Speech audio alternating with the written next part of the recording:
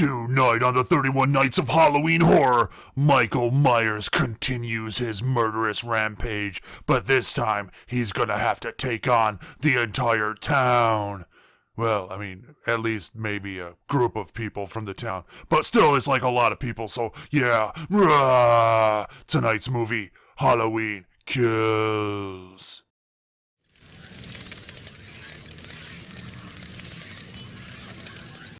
Hello everybody and welcome to another year of the 31 Nights of Halloween Horror! Yes, this year is going to be a year of cuts, guts, and sluts. Yes! Year number 12.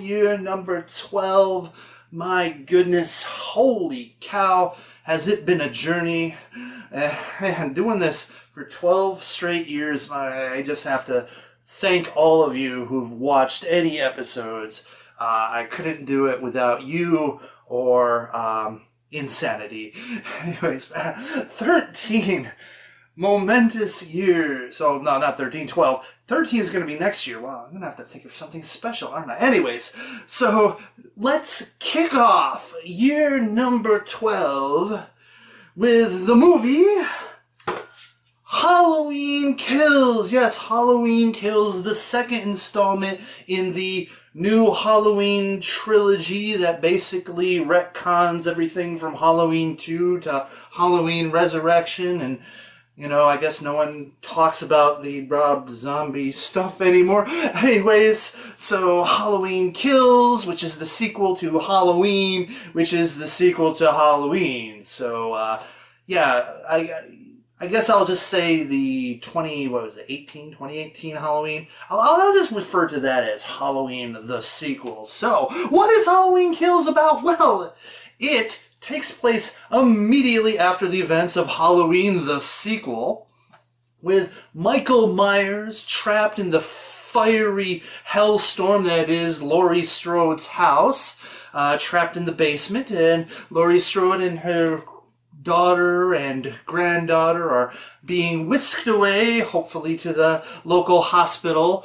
And, well, unfortunately, the neighbors of poor Laurie decide to do the neighborly thing and call the fire department, and they come to, well, do what they do, put out fires, and they unwittingly release Michael Myers from the fiery trap so that he can continue his murderous rampage throughout Haddonfield. All the while, at a bar, a group of survivors from the original Halloween movie are celebrating their anniversary of them, you know, not being murked. And lo and behold, on the news, breaking news, Michael Myers escapes from the correctional facility, the mental institution, and has continued his murderous rampage, going straight into Haddonfield. And of course, you know, they're like, oh, screw this, not again. So you know what? We're going to band together, start creating like mobs with pitchforks and torches. Well, maybe not necessarily pitchforks and torches, but then again, pitchforks probably, you know, a good weapon. Anyways, to combat Michael Myers, to put him in the ground permanently once and for all. So, yeah, that's kind of basically the plot of this movie. Michael Myers gets freed, starts to go back to killing people, and the town basically loses their shit and decide it's time for mob justice. What could possibly go wrong? Well, let's get to those scores, shall we? Violence and gore. I am going to give this one a 5 out of 5. This is the calling card for the new Halloween trilogy, is violence, violence, violence, brutal violence, murders all over the place, which is kind of interesting because the original Halloween wasn't really that violent or bloody. I mean, just a handful of people died in that movie. But since then, Michael Myers has been supercharged with murderium. Murderium, that's my new, periodic element, murderium.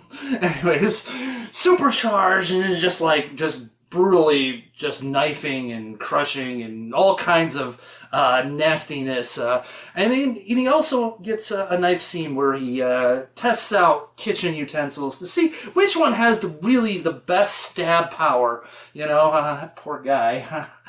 Poor wife had to watch. Anyways, so yeah, this is the bread and butter of this movie, and the reason you watch the movie, the reason you would end up enjoying this movie is definitely the violence and the gore. 5 out of 5. Shock value, I'm going to give this a 1 out of 5. One of the problems when it comes to this category is that sure, the kills are violent, sure they're gory, but there's not any real standout shocking kills. Not like in Halloween the sequel, where we have what was the one that really is memorable to me is the human jack-o'-lantern. But also you don't get any narrative twists or turns. Basically the whole doctor side story thing going on in Halloween the sequel, which was kind of a shock, and you don't really get that in this one. It's pretty straightforward and plain. So 1 out of 5 for shock value. Plot. So this is where the movie starts to fall apart. I'm giving it a 1 out of 5. Look, it is basic, bare bones, A to B to C, which is fine for movies, but there's just no, like I said, what I was saying, there's no memorable kills. There's no real memorable moments. There are some cringe moments. I could say the scenes at the hospital, for the most part, are pretty cringe. We have wasted characters that literally are there to be there for something, to say, hey, remember that new sheriff guy that we got in the Halloween the sequel? Yeah, he shows up for a couple scenes. Yeah, I mean, I don't know why. I mean, it's not like he really did anything. It wasn't like he added anything to the story. The characters, the survivors from the original Halloween, yeah, I mean, they get a couple things and then they get pretty much squandered in the film. And let's say even Tommy Doyle, who I think is played by Anthony Michael Hall, you kind of get a sense that, okay, this is the guy that you're going to get behind, and he's rah-rah. This is the person we're going to have to, put all our investment in. Really, he kind of stupid in some aspects, kind of unlikable in other aspects, and I really couldn't cling on to him. So in a way, he's sort of a wasted character also. And let's just say Laurie Strode has shit to do in this movie. She's basically sidelined, and her scenes, honestly, could have been cut entirely, or at least watered down to something, smaller than they are, because honestly the film in a sense feels a little all over the place when it comes to what's going down in Haddonfield proper and what's going down in the hospital. And a lot of the hospital scenes really probably should have just not existed, especially the one with the escaped mental patient. That thing, I get what they were trying to do. It didn't work, okay? I'm just saying it didn't work. So 1 out of 5 acting. I'm going to give it a 3 out of 5. For the most part, the actors did a fine job. I know some people didn't like Anthony Michael Hall's performance. I thought it was all right. I thought it was okay. And some of the side characters, I think, did a nice performance. The person who plays Laurie Strode's daughter, I think, was she Amy Greer? I think she did a fine job for the most part, except toward the end. Really, the parts that really stuck out were the fact that Jamie Lee Curtis, maybe because she was sidelined, it just seems so very staccato, one note, and almost somewhat disinterested. I mean, she just had this constipated look on her face practically the whole time, and it just was almost kind of sad to see. And maybe she was just a bit angry that she had really nothing to do in this movie. So Acting 3 out of 5. Moving on to Nudity 0 out of 5, because this is my modern horror movies, and modern horror movies can't have nudity in them unless, you know, they're rogue modern horror movies. Anyways, anyways, 0 out of 5, such a shame. I mean, like, let's be honest, like, the only reason why Halloween the sequel had nudity was because they were recycling scenes from the original Halloween that had it. So anyways, so 0 out of 5. And it's kind of a waste, too, because we did have the sexy nurse outfit. I mean, you know, if you're going to have the sexy nurse outfit, do something with it. Don't tease us. Don't tease us. Thank you. Anyways, I just dumped my water bottle all over the place. Moving on to enjoyment factor, I am going to give this a disappointing 2.5 out of 5. Look, as a slasher film, just thinking of it in the slasher bubble and not having Halloween attached to it, it's a fine slasher. It's violent. There's blood. There's a lot of kills. It does have a decent pace, even though the scene switching to the hospital is kind of jarring and does make the movie lose some momentum. It's fine in that way, but there's nothing really special about it either. It just kind of boils down to generic mask-wearing guy stabs a bunch of people. And also perhaps supernaturally powered invincible killing machine. But I digress. But thinking of it as a Halloween movie, I expected more. I expected more nuance, some trickeration in the storyline, some stuff that grabs me, some stuff that makes me go, ooh, yeah! And honestly, didn't really get that. So, you know, kind of just middle of the road for me. 2.5 out of 5, and my overall impression is also a 2.5 out of 5. Look, it's the movie looks good. It's got a nice atmosphere. It looks great. The violence is bam, spot on. This is, you know, the only redeeming factor, honestly, of this movie is the violence. But it doesn't have anything that sort of elevates it. In a way, it almost takes itself too seriously. And there aren't these fun moments, and when you think they're trying to do some fun moments, it just doesn't quite work out real well.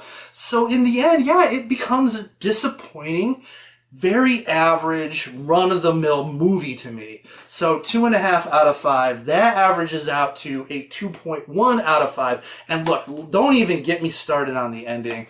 I think there was a lot of missed opportunities to not only make this movie better, but also to have a better setup for Halloween Ends, which is coming out later this month.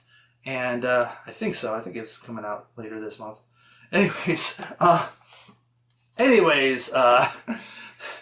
so 2.1 out of 5. I could make like a long, blown out review that probably would be like 30 to 40 minutes long, just going through all the things and all my thoughts on this. If you want that, be sure to leave a message in the comment section and I will endeavor to make that long form video or maybe even make it a live stream. Anyways, aside from that, tell me what you think. Did you like Halloween Kills? Do you agree with me? Disagree with me? Do you have any other comments, opinions? Please leave a comment in the comment section. Don't forget to like if you like, dislike if you hate me. I don't care, you know. Spit on my grave. I can take it. Anyways, you know, subscribe if you want to for shits and giggles anyways. But that is it for tonight's episode of the 31 Nights of Halloween Horror. And tell you what, another thing that does bother me before I let you go is that there was a lot of stupidity in this movie. People making stupid decisions. And one of them is you're in a group, safety in numbers. So what should you not do? Oh, I don't know. I will go off alone and check on something. You guys go stay there. Also, if we're in a car, I'll go alone and check on something, and I will take the keys. So you guys can't get away. It's stupid. So remember, kids. And not only weird about the movie having that stupidity in it, but they do it twice. basically twice in the same movie. It's like, did you run out of ideas? Anyways, regardless, remember kids, safety in numbers. Don't split up. Stay together, and if you have to leave the car, give the people in the car the keys, because that way they're not, just gonna die easily. Okay, anyway, so stay scary, internet. I am done.